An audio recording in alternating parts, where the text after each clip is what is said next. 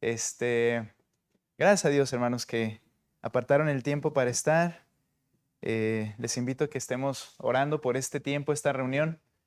Creo que los que hemos podido estar, hemos disfrutado, hemos sido confrontados también. Hay cosas que nos hubiera gustado haber sabido desde antes, pero el Señor tiene el tiempo perfecto también y nos permite aprender y ser transformados. Entonces, vamos a disfrutar, hermanos, disfrutemos este tiempo, disfrutemos también lo que vamos a escuchar y vamos a iniciar orando, hermanos, nuevamente. Por favor, vamos a orar. ¿Listos? Oremos. Señor, ruego de tu gracia en esta noche, Padre. Te pedimos, Señor, por el hermano Andrés, la hermana Alma, Señor, por la salud de Melanie, Señor, que tú les guardes y les lleves con bien. Te agradecemos, mi Dios, porque mis hermanos que hoy están aquí, Señor, han puesto en su corazón el poder estar, el poder seguir aprendiendo y estar juntos, sobre todo también, Padre, es un tiempo importante. Te ruego por cada uno de los matrimonios de nuestra iglesia, Señor, que es la base de nuestra iglesia, la familia, que podamos, Señor, seguir siendo transformados. Ayúdanos a ser transparentes. Reconocemos que no somos perfectos, que esta semana, Señor, estoy seguro cada uno ha tenido una u otra lucha y te ruego, Padre, que vengamos a ti honestos y con disposición a poder comprender y ser transformados y edificados, Señor, te lo ruego. Te agradecemos, mi Dios, todo este tiempo y pedimos de tu gracia, dirección, edifícanos en tu palabra. En el nombre de Cristo Jesús. Amén. Muy bien, hermanos. Ok. Vuelvo a mencionar el libro que estamos viendo, El matrimonio que agrada a Dios. José lo ha marcado, hermanos, para que lo tengan en referencia y también lo podamos tener. La mayoría lo tiene y vamos leyendo el capítulo para estar en la misma sintonía también. Entonces les invito a que lo podamos hacer. Ahora, este tema de hoy es bien importante. Es bien importante, ¿por qué? Porque este tema de seguro va a tocar fibras sensibles en cada uno. Habla acerca de la idolatría en el matrimonio, ¿verdad? Y la idolatría en sí en nuestras vidas y cómo esa idolatría afecta a nuestro matrimonio. ¿Sí? A veces sin darnos cuenta de verdad, hay cosas que las cuales las tenemos en una posición en nuestras vidas que les rendimos culto a esas cosas, a esas actividades, a esas personas, a esas situaciones y se convierten en nuestro motor para todo lo que hacemos. Y esa es la base de la idolatría. La idolatría es enfocarnos en algo que no sea Dios y amar algo que no sea Dios. Entonces, este tema es importante. Quiero comenzar leyendo como lo hago. Leo párrafos, partes y podemos también explicar algunas cosas. Entonces, leo cómo comienza este tema. Y el inicio dice así: el corazón es una máquina de crear ídolos. Juan Calvino afirmó de una forma muy vívida que el corazón es una máquina de crear ídolos.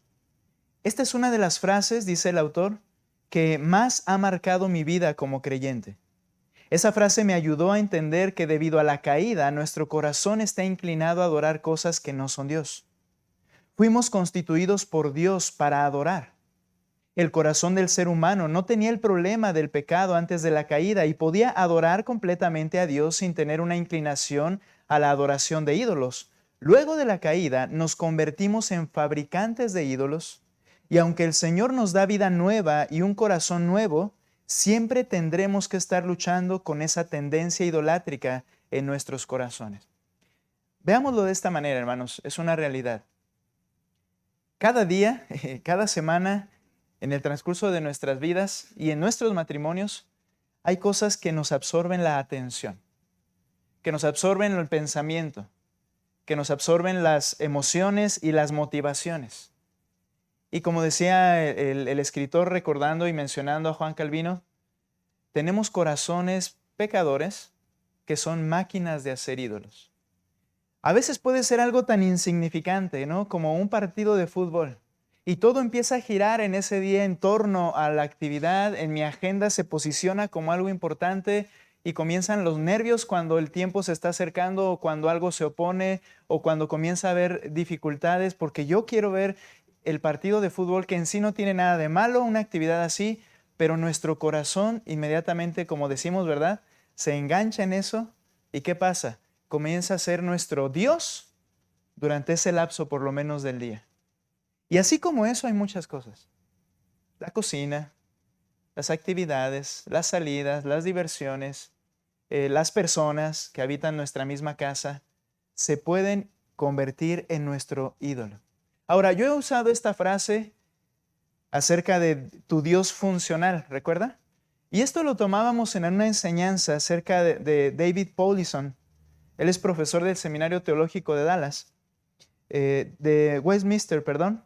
Y en un libro que él escribe, o un documento que se llama Preguntas de Rayos X, explica que hay preguntas importantes que debemos hacernos para identificar aquello que nos motiva a hacer lo que hacemos. Estas preguntas sirven para identificar lo que él llama los dioses funcionales. ¿Qué es un dios funcional? Un dios funcional es qué o quiénes realmente controlan nuestras acciones. Es qué o quiénes controlan nuestros pensamientos, emociones, actitudes, recuerdos y expectativas. Tu Dios funcional compite con el Dios que profesas. Los incrédulos, sigue diciendo, están bajo el control total de sus motivaciones impías, es decir, sus dioses funcionales. Sin embargo, los creyentes verdaderos están también a menudo severamente comprometidos, distraídos y divididos por sus dioses funcionales. Afortunadamente, la gracia de Dios nos reorienta, nos purifica y nos hace volver a nuestro Señor. La gracia hace que tanto el Dios que profesamos como nuestro Dios funcional sean el mismo. Es decir, el Dios funcional es lo que te hace moverte. Y que el Dios que te creó sea el Dios que te hace moverte es a lo que la gracia nos lleva, nos conduce. Sin embargo, estamos en esa lucha diariamente.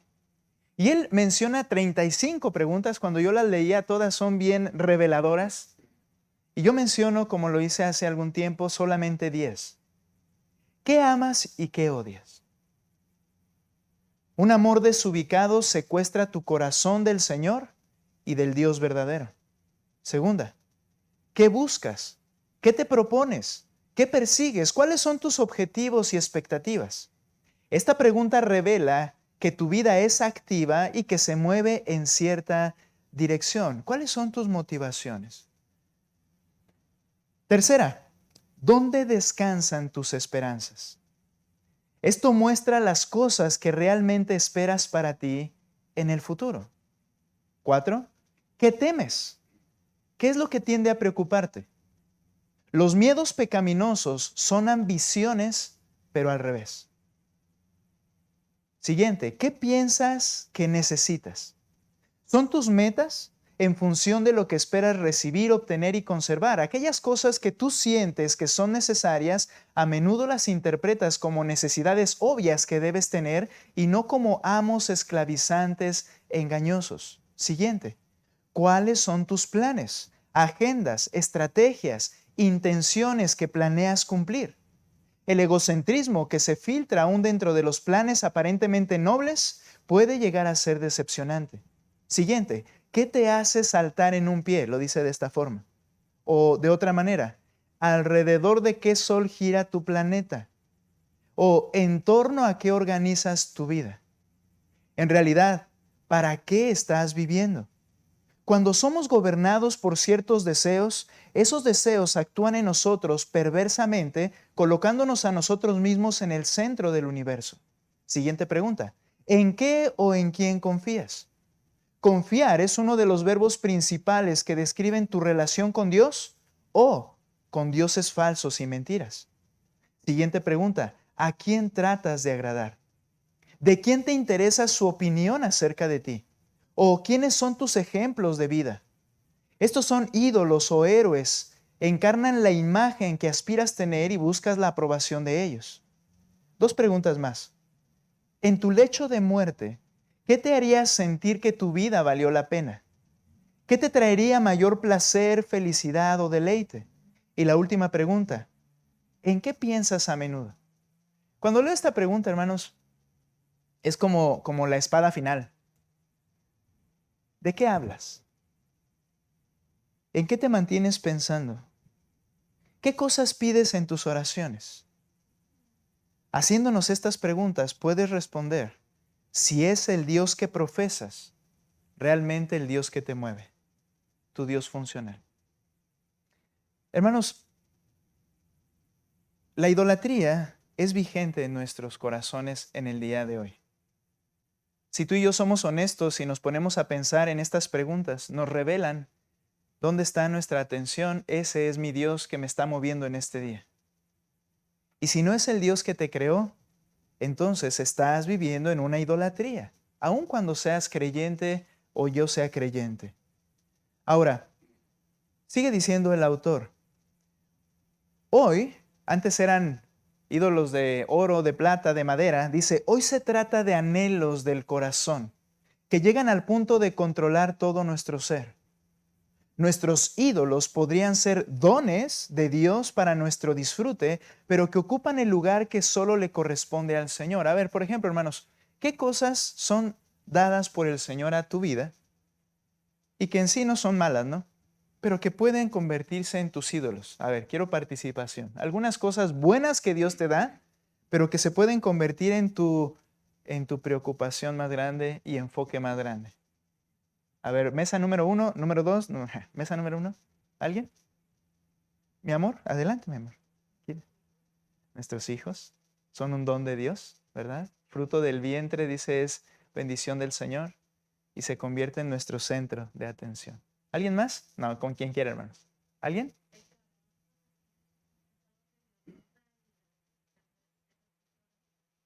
El trabajo, gracias, hermano, es cierto. Una bendición de Dios, pero mal ubicado. Así es. A veces eso nos hace mover nuestras vidas, ¿verdad? Talentos que Él nos da y es nuestro ídolo. ¿Alguien más? ¿Alguna otra bendición de Dios, don de Dios que se puede convertir en mi ídolo? ¿Un carro? Claro, hermano. Muy bien. Sí, ya lo vi. Es verdad, es verdad. Un, un auto es necesario para la vida diaria, ¿no? Para las actividades diarias. Pero cuántas veces, ¿verdad? El enfoque ya no es las 4 ruedas que me van a llevar a un lugar, sino otras aspiraciones y centra mi vida. Gracias, hermana. Hermano, entendí lo que quiso decirme. Nuestro matrimonio mismo se puede convertir en un ídolo. Se puede convertir en el centro del por qué hago todas las cosas, sino propiamente el Dios que me creó, ¿verdad? Y aunque estamos en el tema de matrimonios, en realidad y vamos a aplicarlo a matrimonios y los ídolos que se interponen dentro de nuestro matrimonio, es bueno entender que nuestro matrimonio puede convertirse en un ídolo. ¿Alguien más, hermanos? Ok, sigo leyendo algo. Pueden ser nuestros trabajos, nuestro matrimonio, nuestros hijos, nuestra reputación. Mira, esto es bien interesante.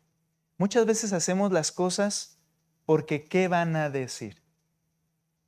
Si no voy, si no lo hago, si no esto, si no aquello. ¿Y qué es lo que me está motivando? ¿Cuál es mi ídolo? Mi reputación. Lo que van a decir de mí. ¿Cómo van a pensar de mí? Otra, nuestra estabilidad financiera. Ese argumento, hermanos, que se penetra hasta lo profundo del dormitorio y hasta la cocina también, en todo el hogar, la provisión del Señor o la estabilidad financiera. Que estemos bien, ¿no? Yo trabajo para estar bien, yo lo único que quiero es proveer a la casa. Sí, pero ¿cuándo se convierte en un Dios? Eso que es una cuestión que debemos de tratar y cuidar. ¿Cuándo? Cuando en lugar de que Dios sea mi principal motivación y preocupación, lo es mi estabilidad financiera. Dice, cada una de estas cosas puede ser un regalo de Dios. Pero si permitimos que ocupen el lugar de mayor importancia en nuestra vida, nos convertimos en idólatras y eso es un pecado. La Escritura en el Nuevo Testamento nos dice, hijitos, dice Juan, huid de la idolatría. Todo aquello que cautive tu mente y corazón, que no sea el Señor, huye de ello. Sigo leyendo algo que dice el autor. Leo algunos párrafos solamente. Dice, sé que cuando mencione este ídolo, porque empieza a dar algunos ejemplos, muchos de ustedes se podrían ofender, pero desde mi perspectiva, Uno de los ídolos que más está afectando matrimonios es la idolatría de los hijos. Esto es, poner el bienestar y la felicidad de los hijos por encima del cuidado de la unidad del matrimonio. Voy a mencionar otros ídolos que afectan los matrimonios, pero los ídolos más letales son aquellos más difíciles de identificar. Un principio bíblico dice que Dios nunca nos llama a honrar un mandamiento de tal forma que nos hace quebrantar otro. Fuera de nuestra relación con Dios, para un ser humano casado, no hay ninguna relación más importante en la tierra que la relación con su cónyuge. Los hijos no deben ser los más amados por ti. A ver, mamás, sé honesta, mamá. Luego me hace pregunta Santi de que, papá, ¿a quién salvarías? ¿A un gato o a un perro? Pues los dos. No, tienes que salvar a uno. Ok, voy a poner ese mismo ejemplo. ¿Con quién te quedarías? ¿Con tu esposo o con tu amada hija? El matrimonio, dice la Escritura, que Él te unió en una sola carne. El esposo y la esposa fueron unidos en una sola carne. Y esa unión es inseparable hasta la muerte. Y en todo lo que el Señor habla, pone ese énfasis en la unión de una sola carne por encima de los hijos. Le dice a los esposos en varios pasajes de la Escritura, ama a tu esposa, cuídala. Le dice a la esposa, respeta a tu marido, apóyalo. Pero solamente en dos dice, instruyan a sus hijos en el camino del Señor. No es el centro del matrimonio los hijos. Ahora, no me malentienda. Creo que uno de los propósitos del matrimonio es tener hijos, para tener una descendencia para el Señor. Pero en esa relación con los hijos amados, está primero la relación entre el esposo y la esposa. Vuelvo a la pregunta, ¿a quién salvarías? ¿A tu esposa, esposo o a tu hijo o hija? ¿Sabes? No necesitamos llegar a esa situación, a tener una bomba atada y tener que desconectar uno de los cables azules de una de las dos personas. Cada que tomamos decisiones, se hace evidente quién es mi prioridad en esa relación. Y los hijos, se convierten muchas veces en nuestro ídolo y destruyen matrimonios. ¿Cuántos matrimonios cuando el hijo se va, el matrimonio está destruido realmente o no existe una relación? ¿O cuántos matrimonios giran alrededor del hijo o la hija? Todo lo que se planea, todo lo que se piensa, todo lo que se hace, todos los esfuerzos tienen una imagen en su cabeza. Su hijo, su hija. Esto es idolatría dentro del matrimonio. Ahora, quiero explicar esto brevemente. Algunos de ustedes ya lo saben. Antes de eso, vayan conmigo a Lucas capítulo 14, por favor. Lucas 14. Vamos a Lucas, hermanos, por favor.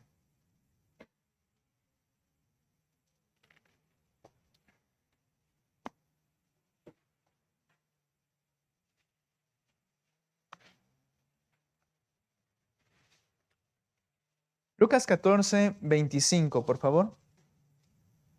Dice la Escritura, grandes multitudes acompañaban a Jesús. Y él volviéndose, les dijo, si alguien viene a mí y no aborrece a su padre y madre, a su mujer e hijos, o sus hermanos y hermanas, y aún hasta su propia vida, no puede ser mi discípulo. El que no carga su cruz y me sigue, no puede ser mi discípulo. ¿Qué palabras tan drásticas? El término aborrecer es verdad, ese es el que usó el Señor, aborrecer. Ahora, no hay que malentender. En Mateo, por ejemplo, en el Sermón del Monte, Él dijo incluso que a los enemigos debemos amarlos, porque así es nuestro Padre y debemos ser como nuestro Padre. Ahora, ¿por qué utiliza este término? Por ejemplo, cuando Mateo hace referencia a este mismo pasaje, él dice, el que ama más a padre, madre, mujer, hijos, no es digno de mí. Pero Lucas, cuando dice aborrecer, puede haber sucedido una de dos cosas, que sea un acontecimiento distinto, que es lo que yo creo, porque no puede decir en una amar más y en la otra aborrecer literalmente, pero fue una enseñanza que probablemente el Señor estuvo repitiendo en varias ocasiones, porque la gente lo quería seguir al ver lo que hacía. Ahora, ¿por qué utilizar el término aborrecer? Y dice allí a tu padre, madre, mujer, hijos, hermanos y hermanas. Dice, si alguien viene a mí y no aborrece.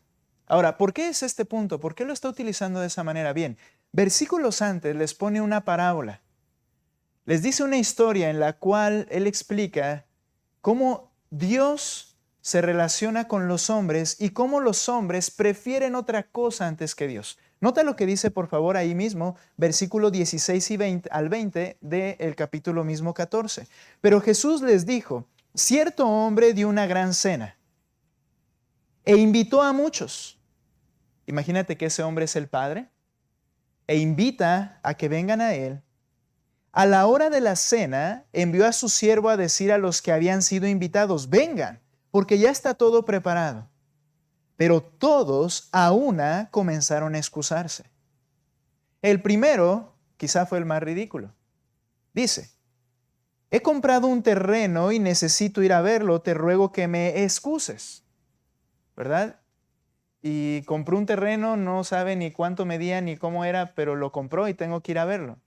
¿Qué era esto? Simplemente una excusa, y bien mal ubicada, pero era una excusa para demostrar que no le importaba la invitación de aquel persona distinguida, no le importaba ir.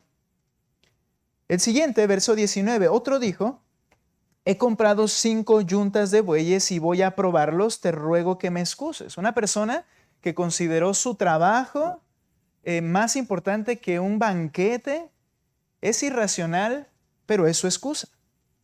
Y luego viene otro un poco más hábil. Dice el verso 20. También otro dijo, me he casado y por eso no puedo ir. Muy sencillo, muy excusado. Bueno, se puso una excusa. ¿Cuál es el punto? Que la ley decía que cuando alguien se casaba, por un año no podía ir a la guerra. Tenía que cuidar y hacer feliz a su esposa. Pero decía un comentarista, ¿qué esposa no le encantaría después de haberse casado ir a un banquete, verdad? También y celebrar junto con su esposo. Si le hubiera preguntado, de seguro estaba lista para ir. Pero él dijo y puso esa excusa con la intención de no ir tampoco. Cuando regresan y le dicen al Señor, ya no voy a leer ahí, él se enoja y entonces cambia la invitación. Ahora, ¿cuál es el punto? Cuando el Señor da esta instrucción, entonces voltea a la gente y le dice, si no aborreces a padre, madre, mujer e hijos, no puedes ser mi discípulo. ¿Sabes? ¿En qué punto es este? Cuando tienes que tomar una elección, una decisión. ¿Dios o tu esposa si se opone a Dios? ¿A quién preferirías? Y el Señor dice, si no estás dispuesto a escogerme a mí, no puedes ser mi discípulo. Ahora, ves este pasaje y lo comparamos, por ejemplo, con Efesios 5:25. Vamos para allá. Aquí habla de aborrecer a la esposa en un momento dado y ya entendimos por qué, acerca de la elección. Si yo eligiera entre Dios y una mujer que no ama a Dios o que no quiere estar con el Señor. Pero luego dice Efesios capítulo 5, versículo 25 y 28. Por favor. Mira lo que dice ahí, 5:25. Maridos, amen a sus mujeres, así como Cristo amó a la iglesia y se dio a sí mismo por ella. Y luego dice el 28, así deben también los maridos amar a sus mujeres como a sus propios cuerpos. El que ama a su mujer a sí mismo se ama. La instrucción es clara, ama a tu esposa. Y el otro pasaje, que si no aborreces a tu esposa, ¿cuál es el punto? Prioridades. ¿Cuál es tu prioridad? ¿Cuál es tu Dios? Entonces explico esto, algunos de ustedes ya lo conocen, pero quiero mencionarlo, quiero explicarlo brevemente. ¿Estés de acuerdo conmigo o no? Este sería el orden de prioridades de la mayoría, de muchos o de la mayoría, de manera natural. Si yo te dijera y decía, esto lo tomé del libro de Pastores y Predicadores de Miguel Núñez, si tú le dices a una persona, ordena cuáles son las prioridades, inmediatamente todos agarran el papelito y la respuesta correcta es poner a Dios acá. Pero la realidad es que las cosas funcionan casi siempre de esta manera. En el orden de las cosas, lo urgente e importante está por encima de lo prioritario.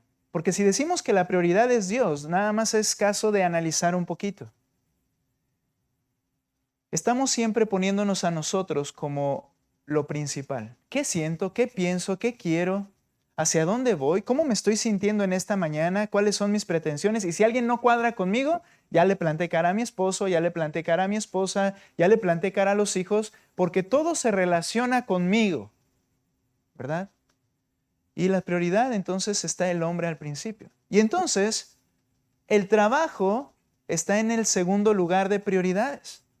Es donde gastamos todo nuestro tiempo, es donde gastamos todo nuestro esfuerzo, todas nuestras palabras, toda nuestra atención, y vamos a llegar a casa destrozados, cansados, y no me molesten porque yo tuve un día de trabajo muy complicado. Y entonces las relaciones en la casa son caóticas.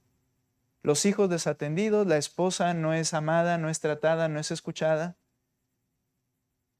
Y por último, al llegar hacia casa, yo no sé cuántos de ustedes no han perdido de leer la Biblia en un año completo y están siguiendo y no han dejado de leer la Escritura y están orando constantemente y no dejan de leer la Escritura, meditar en su palabra, estar analizando qué dice el Señor.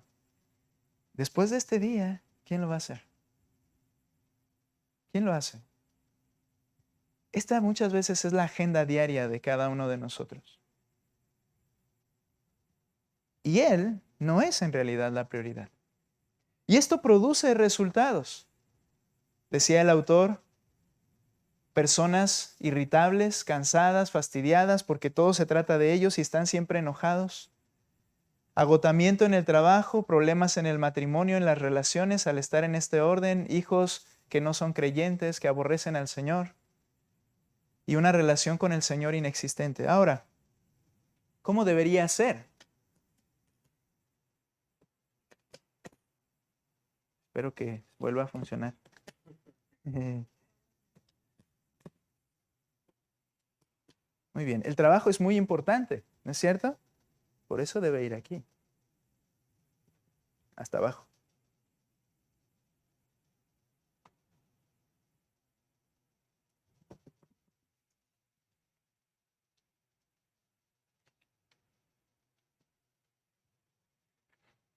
¿Por qué este orden? Bueno, falta algo aquí.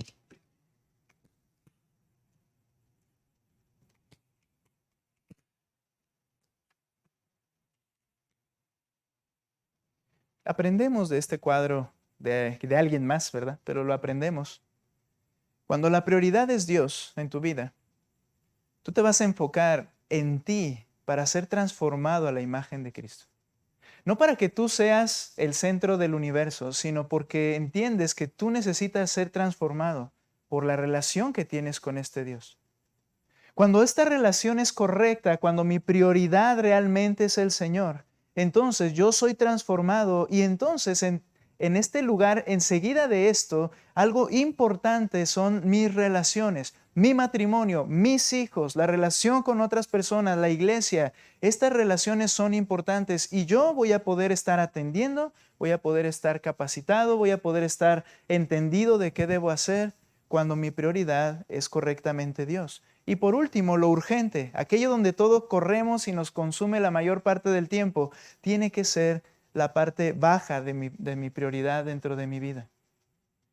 Ahora, cuando Dios es mi Dios, cuando no está otra cosa tomando la posición de quien debiera de tomarla, cuando nadie más está sentado en el trono de Dios en mi corazón, entonces mi vida puede comenzar a funcionar como Dios espera o como yo desearía como creyente que funcione.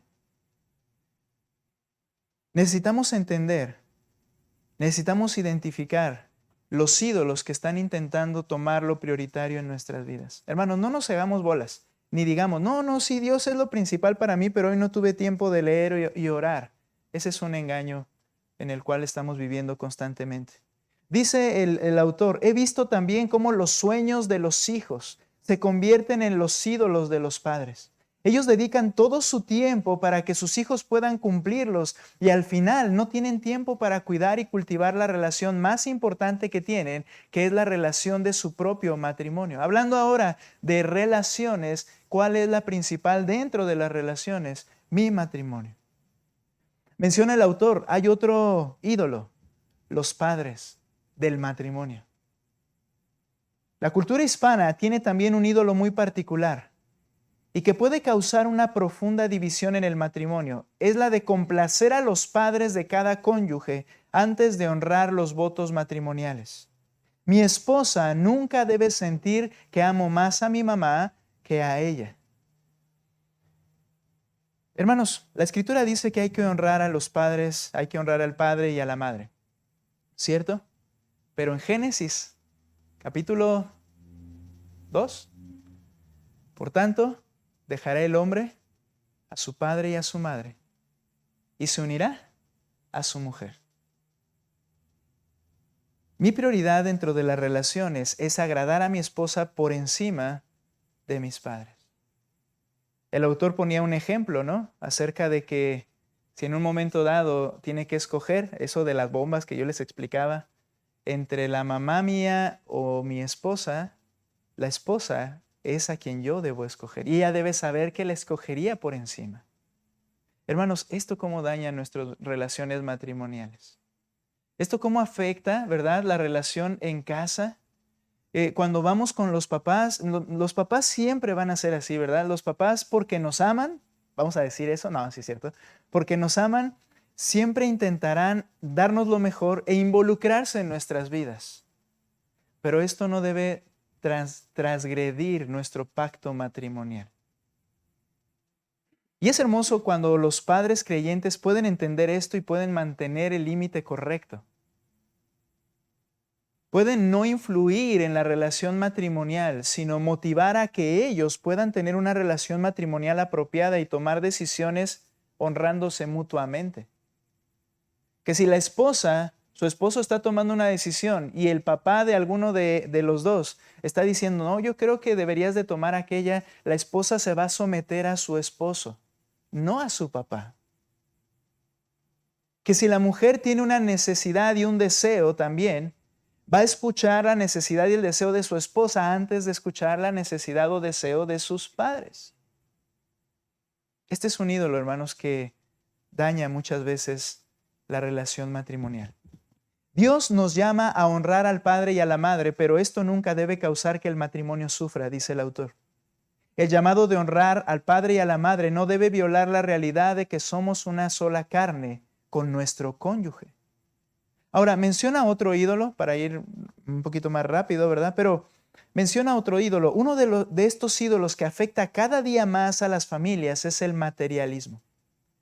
El deseo de anhelar más cosas nos lleva a poner toda la atención en nuestras carreras y descuidamos las áreas que son de mayor importancia, como lo es nuestro matrimonio. Hermanos, yo no tengo nada en contra de que las hermanas sean profesionistas y trabajen. Es una bendición, es un don de Dios, como dijimos al principio, pero cuidado cuando el don se convierte en un ídolo.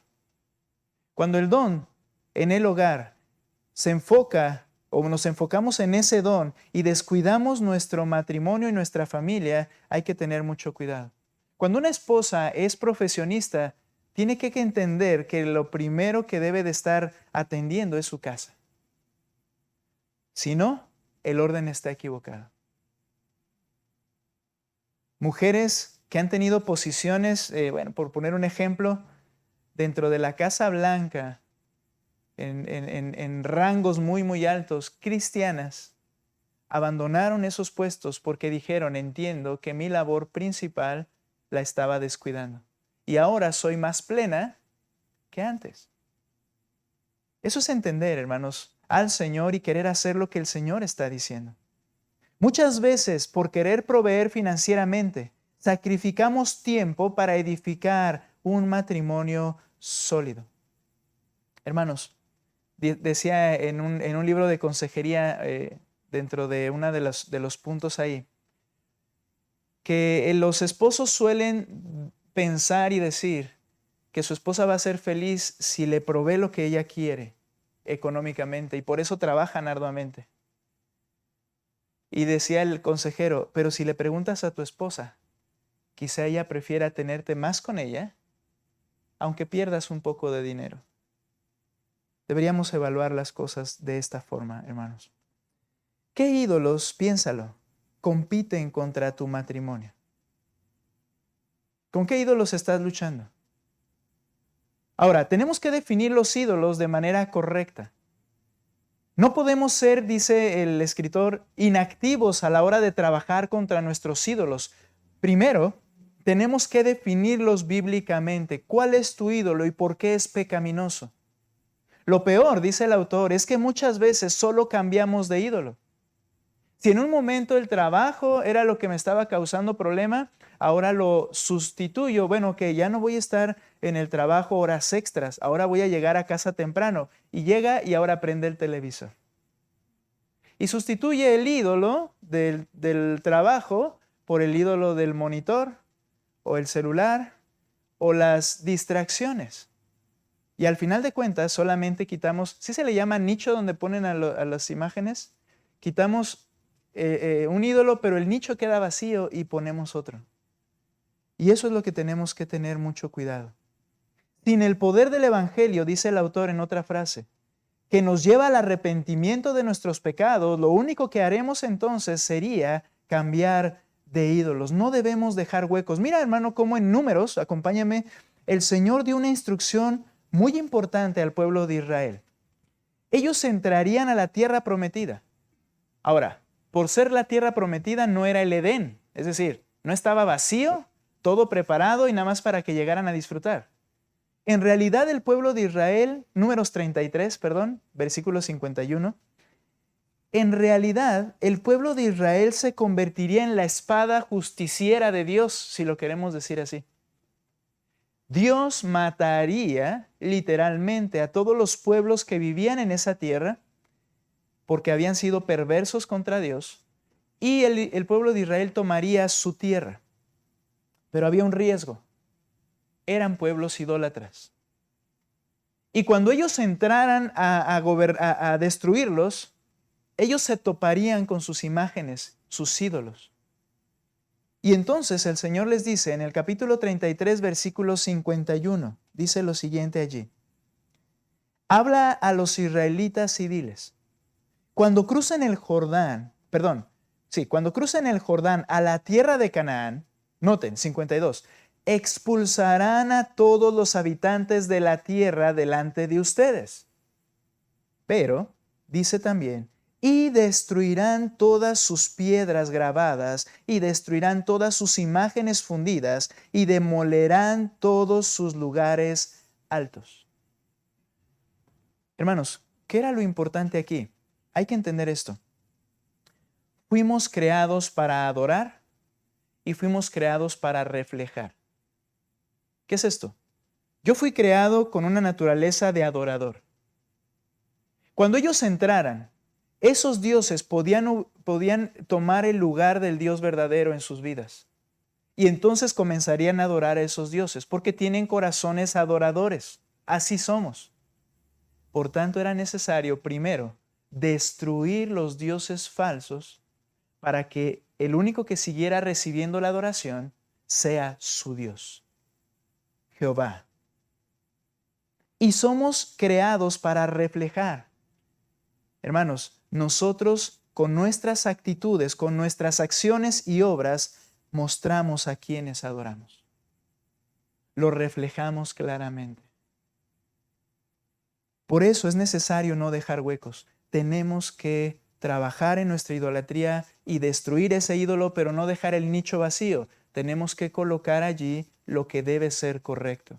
Y lo dice de esta manera el autor. El arrepentimiento de un pecado no tiene como único propósito parar una conducta pecaminosa, sino que la prioridad es exponer o cambiarlo por una conducta bíblica. Leo, para el creyente, la prioridad no es tan solo dejar de ser iracundo, por ejemplo, sino que dejas de ser iracundo y tienes que ser bondadoso. No es tan solo dejar de odiar, sino amar. Una madre que se enoja frecuentemente con sus hijos no solo debe orar para dejar de airarse, sino que también debe orar para crecer en paciencia. Cuando nos arrepentimos de un ídolo, parte del arrepentimiento es poner en práctica la obediencia contraria al pecado que estuvimos cometiendo. Hermanos, dentro del matrimonio, aquellas cosas que son un ídolo y que están estorbando nuestra relación matrimonial, si es el televisor, yo debo de cambiar el televisor. No estoy diciendo de tirarlo o regalarlo o algo así, sino estoy diciendo que el tiempo que me estaba yo pasando en eso, ¿y cómo lo voy a cambiar? Por mayor y mejor comunicación con mi esposo o mi esposa. ¿Sabes? Aquí caemos en otro error. No tenemos relación matrimonial si no tenemos actividades de distracción. Si no es ir al cine, si no es ver una película. ¿Qué comunión hay al ver una película, hermanos? O sea, está bien, vean una película, veamos una película. Terminando, vamos a poner una película, no sé qué. Pero, ¿qué comunión hay? Es que no paso tiempo con mi esposa. Muy bien, mi amor, vente, vamos a ver tal serie de televisión. Estoy sustituyendo un ídolo por otro ídolo. En lugar de derribar el ídolo y colocar al Señor y las prioridades y las actitudes y a las acciones bíblicas en lugar de ello. Tenemos que entender, hermanos, que estamos luchando diariamente con nuestro corazón idólatra. Ahora, para terminar, muchas personas, tenemos aquí dos parejas de cristianos o desean casarse algún día. No vamos a decir quién, no los volteen a ver, vamos a voltear para este lado. Pero no solo por ellos, sino que muchas veces el matrimonio se busca porque se intenta cubrir, llenar un hueco en el corazón. Cuando la persona se casa bajo esa expectativa, se casa para el fracaso. La otra persona no va a poder llenar el hueco de tu corazón. Porque cuando te casas y te das cuenta que no llena el hueco de tu corazón, vienen los ídolos. Y entonces el trabajo intenta llenar el hueco de mi corazón y no lo llena, y entonces los pecados, las diversiones, y comenzamos a buscar ídolos que llenen el hueco en mi corazón. Los jóvenes no deben buscar casarse porque sientan un vacío y crean que la otra persona lo va a llenar. Si esa es tu intención, vas a fracasar. Debemos creer que Cristo es la única solución, tanto para destruir nuestros ídolos como para satisfacer el corazón y lo que éste anhela. Solamente Cristo puede hacerlo. Qué hermoso sería que cuando alguien se va a casar satisfecho en Cristo. ¿Sabes por qué? Porque nuestras expectativas no van a estar acá. Y nuestras desilusiones también al mismo nivel cuando después de un mes nos estemos casados. Sino que yo estoy satisfecho en Cristo y yo estoy casándome con el propósito correcto. Tener una descendencia, una familia, un esposo, un matrimonio que refleje a Cristo y muestre su gloria donde quiera que estemos. Qué hermoso. No va a ser fácil tampoco. Pero sin duda, estamos buscando la satisfacción en el objeto correcto y ese objeto es Jesucristo. Perseveraremos en Cristo cuando nuestros corazones entonces estén cautivados por su amor. Él es quien nos da satisfacción. Nota por favor Gálatas capítulo 2:20 y vamos a buscar allí en ese texto conocido de dónde proviene la satisfacción, la determinación que esta persona expresa. Gálatas 2:20. Solo Cristo puede darnos esa satisfacción que anhelamos. Gálatas 2:20. ¿Lo tiene? Ahora les voy a pedir que ustedes lo lean. Por favor, fuerte. ¿Qué dice?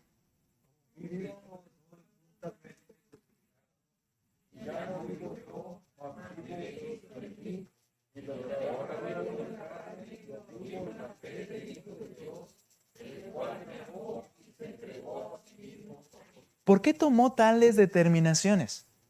¿Por qué dice, yo con Cristo estoy crucificado, yo ya no vivo para mí, vivo para Él y lo que vivo en esta carne, en este cuerpo, lo vivo en la fe?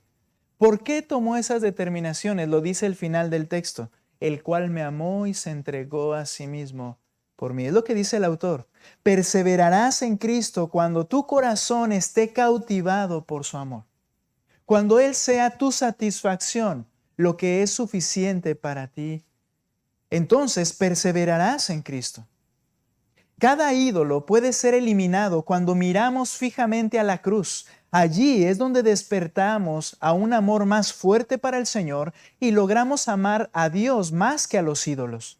Entonces entonces pondremos los regalos de Dios, los dones que Él nos da, en su lugar correcto, dentro de nuestro corazón, porque el Señor está en el altar y el trono de nuestras vidas. Solo cuando este orden esté correcto, solo cuando Dios realmente sea mi prioridad y satisfacción, yo podré colocar lo demás de manera correcta en su lugar. ¿Sabes? A veces podemos discutir, ¿no? Me viene a la mente algunas cuestiones, ¿no? Que de repente se mencionan, el decir, ok, es más importante entonces, por ejemplo, la iglesia que mi familia, y es así como un arma letal, ¿no? A ver, ¿qué es más importante, mi esposa y mis hijos que la iglesia? No vine a la iglesia por la familia, entonces, ¿qué es más importante?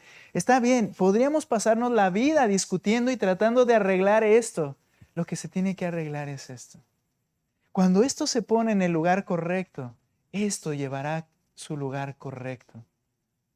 Esto entonces tomará el lugar, porque estaremos buscando en el Señor cómo debemos tratar a los demás. Y sin duda, cuando yo amo al Señor, voy a poder amar mejor todo lo demás hacia abajo de manera correcta.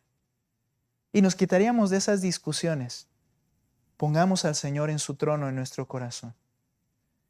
Termino, y termina aquí el autor en conclusión. No vamos a estar satisfechos hasta que nuestros corazones estén satisfechos en Él. Necesitamos, hermanos, restaurar nuestro orden de arriba hacia abajo. Solo la relación más importante, la relación con Jesús, tiene la capacidad de satisfacer nuestro corazón. Hermanos, ¿qué ídolo has estado adorando en esta semana? ¿Qué ídolo te ha cautivado tu mente y has abandonado una relación correcta con tu esposa, tu esposo? ¿Qué ídolo te ha cautivado y ha mantenido la relación con Dios en el último de tus prioridades? Pidámosle la gracia al Señor. Oremos, pidámosle al Espíritu Santo, ayúdame a entender cuál es mi ídolo, verlo como mi ídolo y entonces derribarlo de donde está para colocar ahí lo que debe estar correctamente. Este corazón idólatra, hermanos, por la gracia de Dios, puede vencer la idolatría en su fuerza y en su dependencia a Él. Ok, vamos a terminar, vamos a orar, hermanos. Señor, gracias por mis hermanos. Todos, Señor, de alguna u otra forma, reconocemos nuestra necesidad de poder identificar y de poder abandonar la idolatría en nuestras vidas. Aquellas cosas que nos cautivan la mente, el corazón, cada día, cada semana, o quizá uno cada día distinto, pero que impide que tú seas el rey de nuestros corazones y que impide que la relación matrimonial sea lo que debe de ser. Señor, si quizá preguntáramos a cada esposa hoy, ¿cómo estás con tu esposo? Es muy probable que la mayoría dentro de su corazón diría, pues no tan bien. Y es que, Señor, los ídolos están causando estragos en nuestras vidas. Te pido de tu gracia, te pido sabiduría. Te pido, Padre, que seamos nuevamente transparentes y que, Señor, tú nos veas y nos ayudes a ver nuestros errores y abandonar esa idolatría para que tú, Señor, reines. Gracias por mi esposa. Gracias, Señor, por mis hijos. Gracias por el ministerio y por estar en esta iglesia. Pero ayúdame a que tú seas mi prioridad y que entonces las relaciones en mi vida puedan estar en un orden correcto, Señor. Gracias, Padre, por esta noche. Gracias por el compañerismo. Gracias, Señor, por estar juntos. Bendice tu pueblo. Bendice, Señor, cada hogar aquí representado. En el nombre de Cristo Jesús. Amén.